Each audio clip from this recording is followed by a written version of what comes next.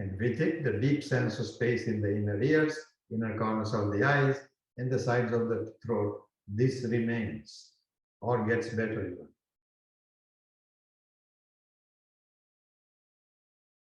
But then I decided to do, enough of this virasana. How about downward dog? From here, as I go to downward dog, when I initially did it, when I was still learning, I would even hold my breath to get up. But I don't do that now. Keep the parachute open, carefully come out, go to Adho Mukha Svanasana. Keeping the parachute open, inner ears dropping, and if you find that that doesn't happen, next time don't say so long in Virasana. Or come out by a different way.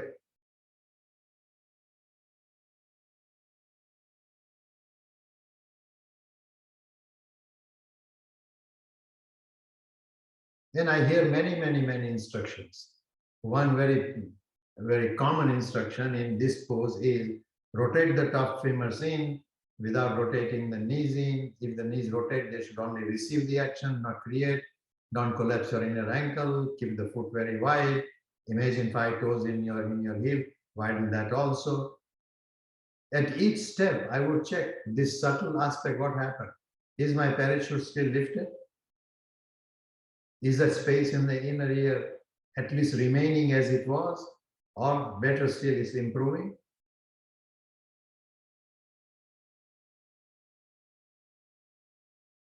But certainly if the brain begins to go the wrong way, I would come out of the pose.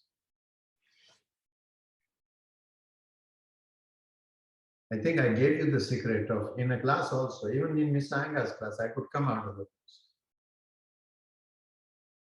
All I have to do is pretend I want to go to the bathroom. Even Mr. Anga could not stop.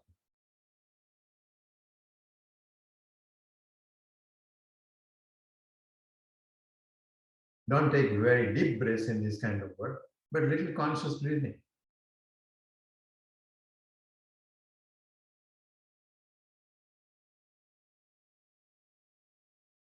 And come down. Sit in Upavishta Konasana.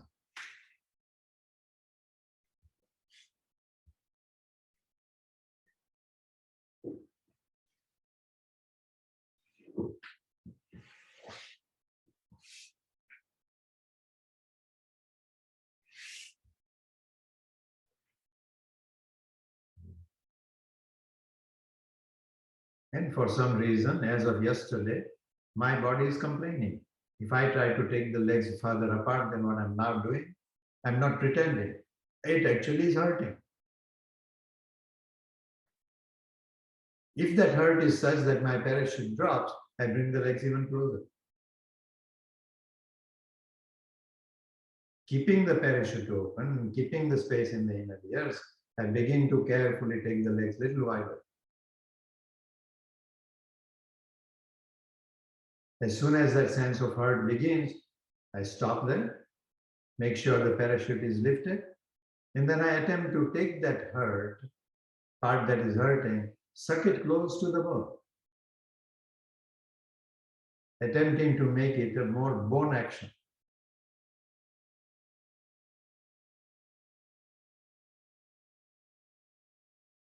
And the hurt diminishes, I go a little wider with it.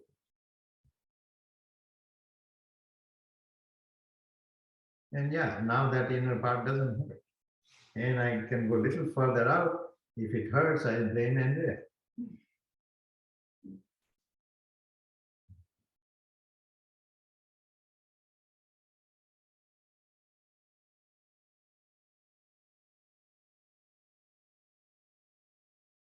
Now, compared to what was happening yesterday, today I can take the legs a little wider out.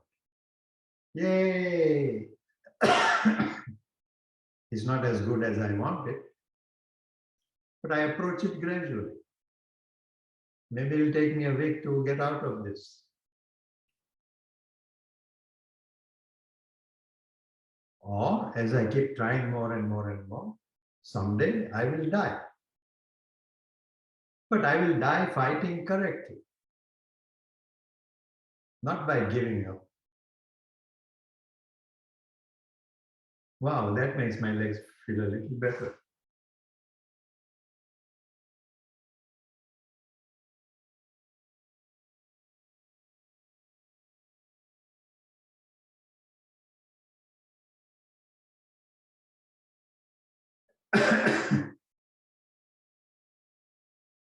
And because there was some kind of injury, I'm not quite sure what happened. I think I accidentally pulled something.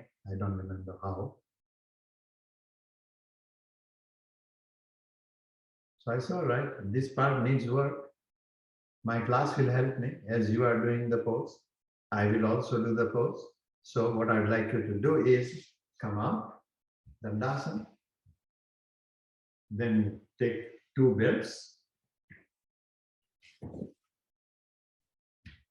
Forward. Two belts don't have to be very. Put one belt through the other, look through the other.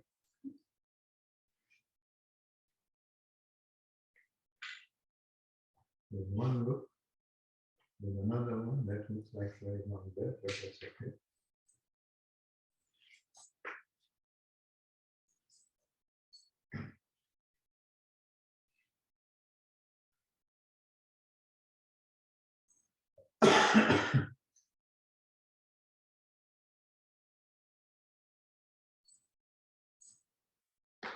And lie down against the wall, legs in Upavishta Konasana. Put one foot through each of these loops. You can slowly make it longer if you.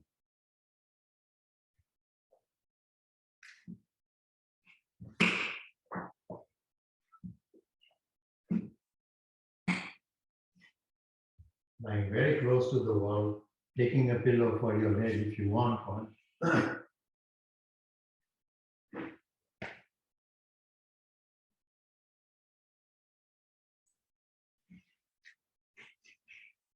So when I'm seated doing this pose, I can use the belt there also.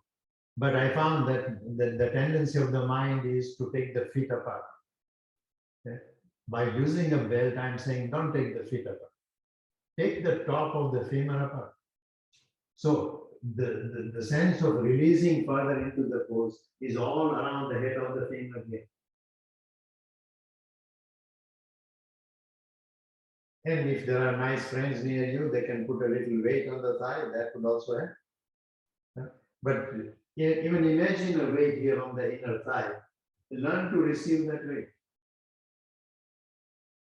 So without creating a trauma to that area, you can slowly go further and further. After a few breaths, if you feel you can go further, make the loop a little longer.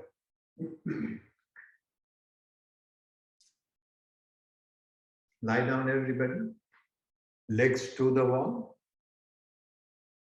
Lie down as close as you can to the wall. Don't begin by taking the feet apart very far. Begin closer.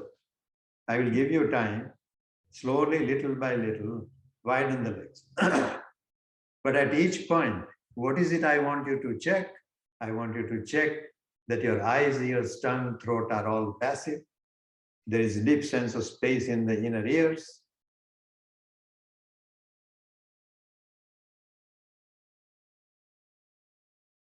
The brain releases in on inhalation, out on exhalation.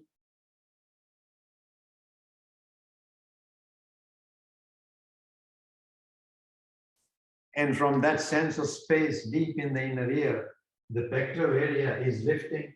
That lift doesn't go away, it remains lifted. If you want to go a little further, think of the nadi intersection. See that that's more subtle. See that is lifted. And again, the parachute doesn't collapse at all on exhalation.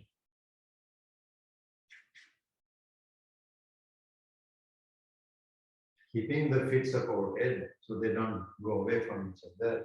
Take the attention to the inner thigh, at the top of the thigh. From there, the release has to come. And think of it as a release. As though somebody put some weight there, that allows the thigh to go a little further out.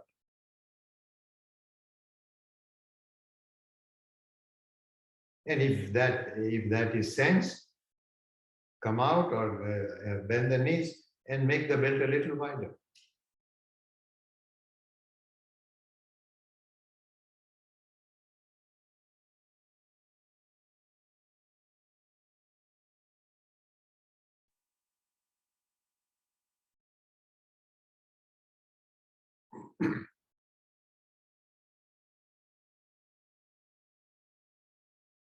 Not only addressing the working of the nadi that I have described, but also seeing the manner of the breath. How does that energy in the back body move? Even though you're lying on the floor, as you inhale, the sense of movement in the back of the body is as though the energy is moving from the occipital area to the sacrum, and carefully rotating the top femurs in without the knees rotating in. I untuck the pelvis, and that energy moves from the sit bone behind me towards the sacrum. In a lying down position, can I have the sense of those two energies meeting?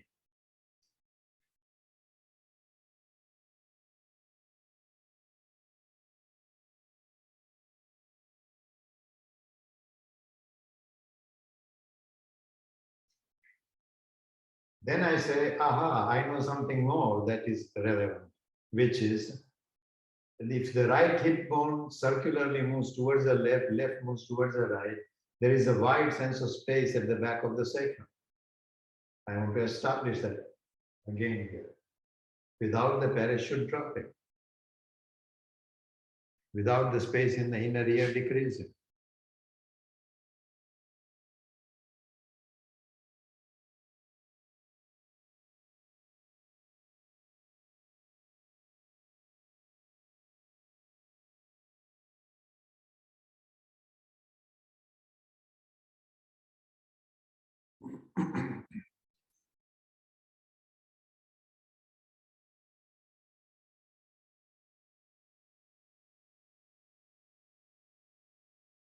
Whatever position you have got, your belt should feel tight. Otherwise, you are not taking enough support of the belt.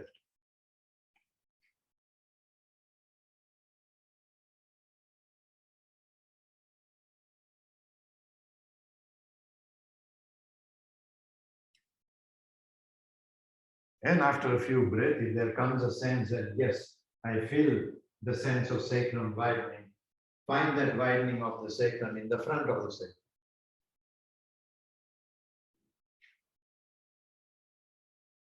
This happens by active action of taking the right hip bone towards the left, left hip bone towards the right, circularly. Then I begin to trace that space from the front of the sacrum towards the end of the tailbone. This is a discovery. This is not something you do. It happens, you begin to recognize.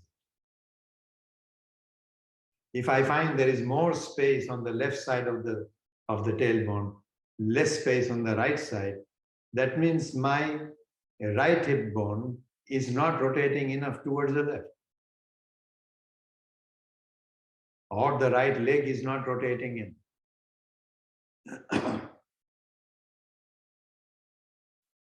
I experiment with it. Purposely rotate one thigh more than the other and find how does it affect the tailbone space. But in so doing, slowly I learn what it means to have a space in front of the tailbone. And now comes the question of, do I move the tailbone into that space? No, absolutely not. Move means I take an active action to move the tailbone that way. Here, only think of releasing the tailbone into that space. There may not be any motion at all. If there is, fine. But I'm not attempting to make a motion. Keep having the sense of releasing the tailbone towards the ceiling.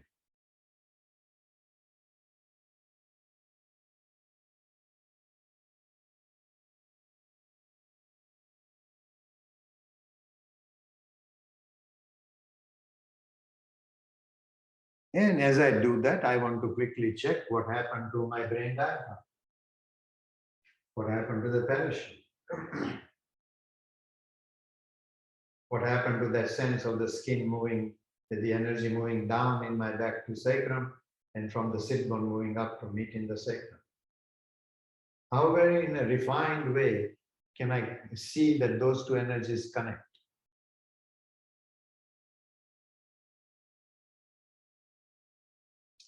If I discover that the connection of those two energies in the back is closer to the wall, is not in the sacrum, then I am perhaps untucking too much.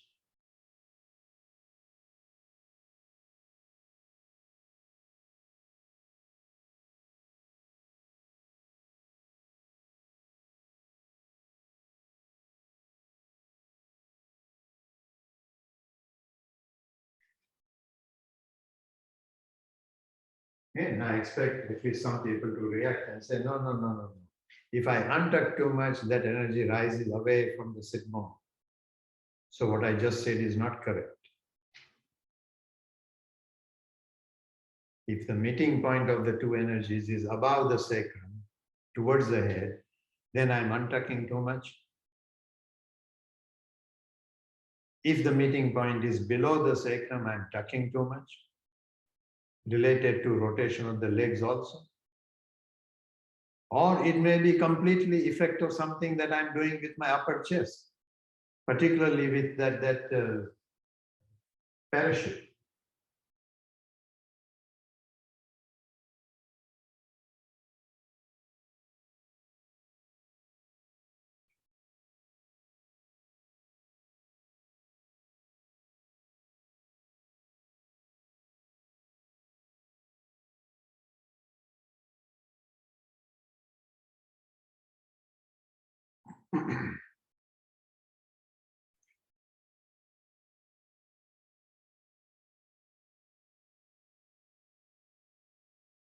If I'm standing up and doing Prasrita Padottanasana, I'm asked to lift the arches of the feet. Here I'm not standing on my feet, and yet I want to create that sense. Widening the feet, lift all the arches of the feet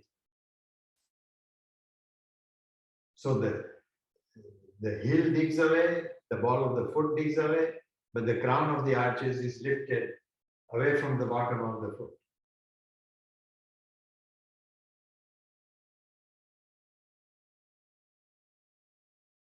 In minutely examining that, it gives me an access to say which part of the foot I activate so that I feel the effect on a certain part of my hamstring that was bothering me.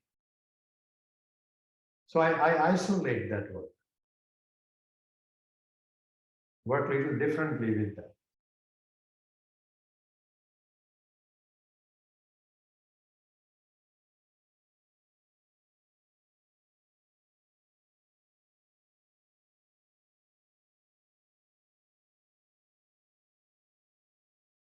Can the mind be here in a meditative state?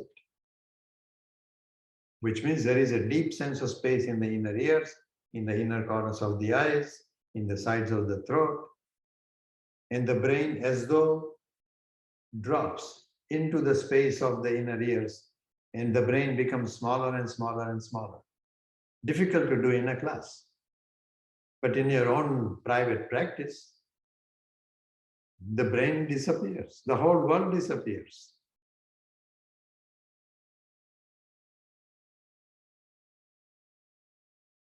To come out of the pose, see if you can bend the knee slightly if necessary, hold the belt with your hand and pull the belt to bring the feet closer. Keep breathing as you do that. Don't hold your breath.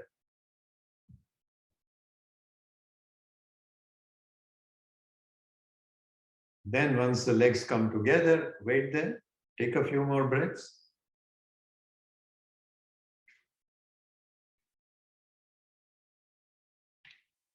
Take your time, slowly bend the knees, watching the head diaphragm. roll to the right and come out. Can you, with practice, with proper attention, get to a stage where you feel you are seated this way effortlessly? That takes time.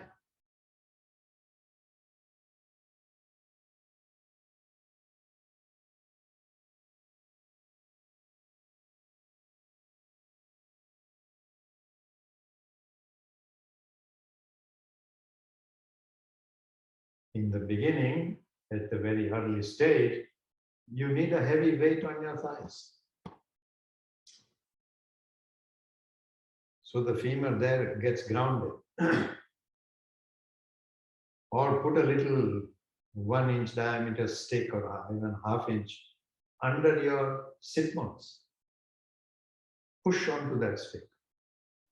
Ultimately, consciousness is what does everything without doing anything, without anything happening to consciousness. Okay, thank you. Namaste.